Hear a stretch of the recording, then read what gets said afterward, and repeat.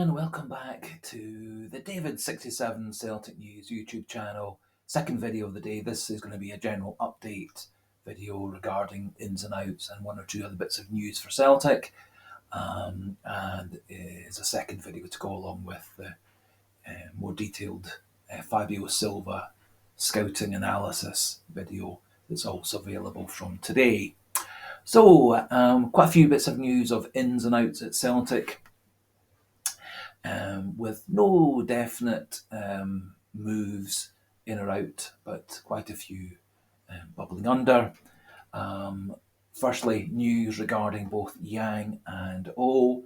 They've both been called up for the South Korean squad for the Asian Cup, and so they'll be off for that tournament after the St Mirren match, and they'll definitely miss the cup match against Bucky and the league fixture against Ross County soon after. And given the relative strengths of the teams in the Asian Cup, there's a very high chance that South Korea and Japan are going to be involved deep into the tournament. And the final of that tournament is not till around about the middle of February. And so could easily see us missing Yang, Oh, and Maeda, and Hatate and Kyogo, all to the middle of February, and which would then rule them out of the first 6 games after the mid-season winter break, which obviously is quite a chunk of games to be missing so many of the star players. Australia also would go into the tournament as one of the stronger favourites to get into the last 8 or 4, which would mean Marco Tilio also out for the whole of January and up to the middle of February also. For that reason, I think it's important for Celtic to get in a couple of strikers in the transfer window, be it on transfer permanently or on loan. And for that reason, I really do see Celtic going after Fabio Silva on loan from Wolves, and it may well be that the best option all around is Sidney van Hooijdonk from Bologna in Italy. The reason I say that is I think he's a very good player, good goal scorer, which he's proven in football in Holland. Hasn't been a big success in Italian football, and has only had a couple of substitute appearances so far this season for Bologna, and does not appear now to be in their plans. And so for that reason, Bologna will be looking to either loan him out with a view to transfer at the end of this season, or a permanent transfer in this January window. And I think a fee of 5 to 6 million is perfectly justified and reasonable for a player of Van Hooijdonk's ability. Because Celtic have made it very clear with all of Brendan Rodgers' press conferences that Celtic are desperate to sign a striker or two in the transfer window, I think that means that teams such as Hearts, Aberdeen, Bromby are just going to add a few million to the fee that they're asking for, because they know that Celtic are so keen to get a new striker or two this window. I'm not convinced that Keith Garden is worth 8 or 9 million or 10 million, which now seem to be Bromby's asking fees. Similarly, I'm not convinced that Miovski or Shankland are worth the 5 million plus that Aberdeen and Hearts seem to have put on the players. I think a fee of 3 to 4 million for Shankland would be perfectly reasonable given his age and the stage of his career, and the fact that he is yet to show his ability at the very highest level.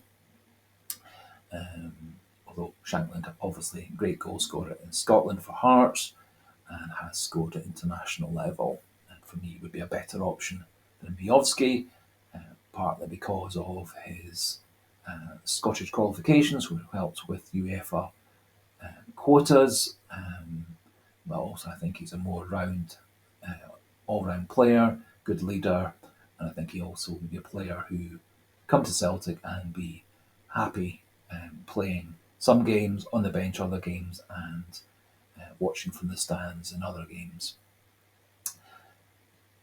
Moving on,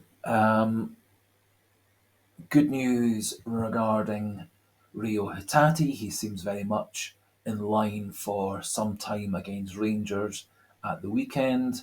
Lee Labada also rumoured to be penciled in as a sub bench player for Rangers match. Hitati seems to have come back quicker than expected. And for me, it would be a bit of a risk to put him straight in as a starter against Rangers, although that is the behind the scenes gossip that Rodgers is hell bent on making Hitati a starter. My fear is that it'll just make Hitati break down again, much the same way that has been the case with CCV coming back a couple of times and having hamstring tightness on two occasions, which makes him a doubt for the game against Rangers at the weekend.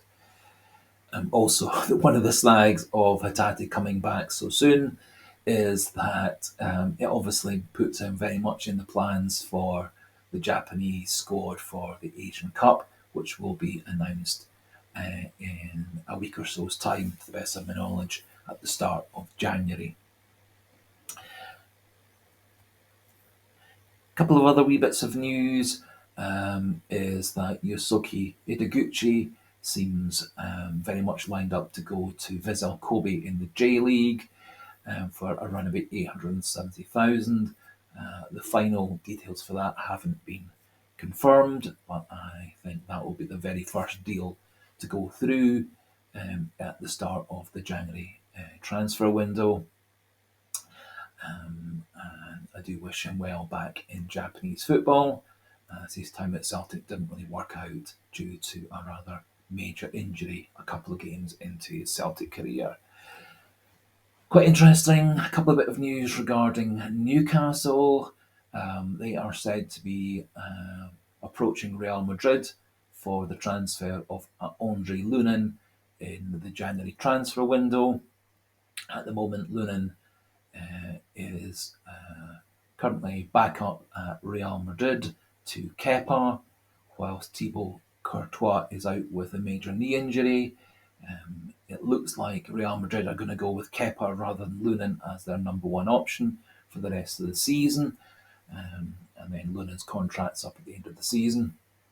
And Newcastle are said to be lining him up, as are Chelsea, for a transfer in January. And I personally see those as being more realistic options for Lunin rather than him coming in January or even in the summer to replace Joe Hart. Although, if he was to come to Celtic, he would be guaranteed to be first choice number one, whilst at Newcastle and Chelsea, he would be in the mix with a couple of other top quality goalkeepers in both circumstances. But I think he'll opt for the bigger money and the bigger prestige of Chelsea or Newcastle or one of the other English Premier League clubs. And so I doubt he'll be coming to Celtic either next month or next summer. Harry Kewell, of course, is off to Yokohama Marinos. He wasn't involved with the team at Dundee, and that was said to be so that he could complete the details of his contract with Yokohama for the J League season starting in February, and also to organise his assistant manager and backroom staff. And it's thought that the deal for Harry Kewell to go to Yokohama in the J League will be confirmed in the next day or two, and so doubt that he'll be involved with the team against Rangers. And finally, another piece of news is that Newcastle are said to be considering sacking Eddie Howe as their manager, and apparently at the top of their wish list is Brendan Rodgers, who has been installed by the bookies as one of the two or three favourites for the Newcastle job. I have always had my doubts regarding Brendan Rodgers' loyalty to Celtic, despite his protestations that he's been a lifelong Celtic fan and that Celtic's in his blood. I kind of felt that when he came back to Celtic in June, so I think he thought coming back to Celtic was a stepping stone to getting back into the English Premier League or a big buck contract in the Saudi League as a manager.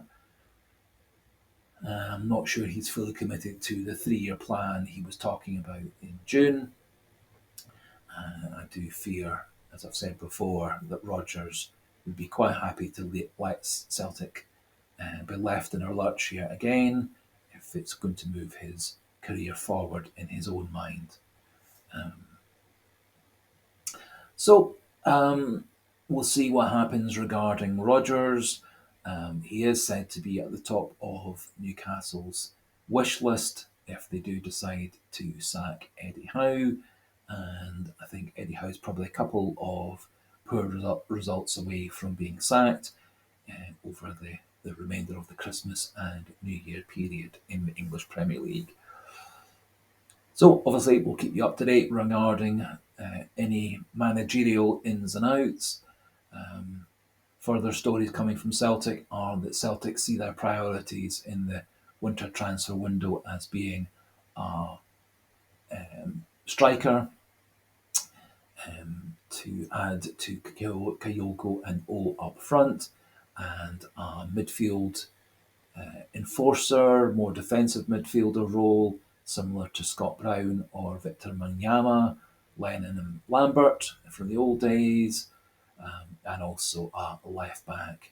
No further movement yet confirmed on Thiago Araujo from Estoril, who is said to be very much at the top of Brendan Rodgers' wish list at left back, although my own opinion and the opinion of the great majority of those who've made comments is we don't feel that Araujo is good enough as a defender to take over from Greg Taylor at the left back. And I think we would remain a defensive liability down that side, as we are at the moment with the way that Rodgers is playing Taylor on the left. So we'll finish off at that point there. Do have a wee look at the Fabio Silva in-depth video, also out today. Chat again tomorrow when we'll start to look to the Rangers match. And also do remember, if you haven't already, do click that subscribe button. Subscriber number's gone over 200, which is absolutely brilliant. Viewing numbers and viewing hours going up and up and up, which is also brilliant. And also tons of you contributing in the opinion section, and lots of you doing the daily Celtic quiz question in the community section, which is also absolutely wonderful. So thank you to everybody who's doing all those things to help with the channel. We'll finish off there. Goodbye and hail, hail.